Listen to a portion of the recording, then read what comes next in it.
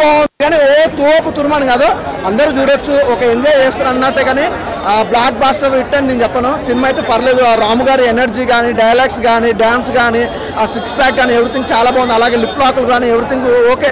Cinema story పరంగానే కొద్దిగా ఎన్నో తేడా కొట్టింది అనిపించింది. అంటే ఇలాంటి సినిమా పూరి జగన్నాథ్ గారు తీశారు అన్నట్టు ఒక థాట్ ఉంది. అంటే లాస్ట్ టైం చూస్తే లైగర్గా సినిమా చూస్తే అది అటర్ ఫ్లాప్ అయిపోయింది. ఈ సినిమా గట్టి కొడుతుంది అనుకుంటున్నాం కానీ ఆ ఎనర్జీ లెవెల్ అనేది సినిమాలో నాకు కనపడలేదు. ఆలీ గారి కామెడీ కూడా, టైమింగ్ సెన్స్ కూడా ఓకే, సూపర్గా ఉంది.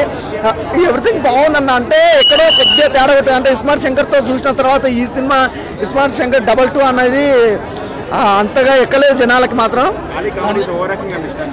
ఓవర్ యాక్షన్ కాదు కానీ అసలు ఆ కామెడీ కొద్దిగా అక్కడక్కడ సెట్ కాలేదు అనిపించింది అన్న. ఆ గెటప్ కానీ ఆ కామెడీ అనేది కూడా ఏదో సెట్ చేసినాం, కామెడీ పెట్టాలి అని ఆలీ గారిని పెట్టినట్టు అనిపించింది కానీ అంత ఎనర్జీ లెవెల్ అయితే ఏం లేదు.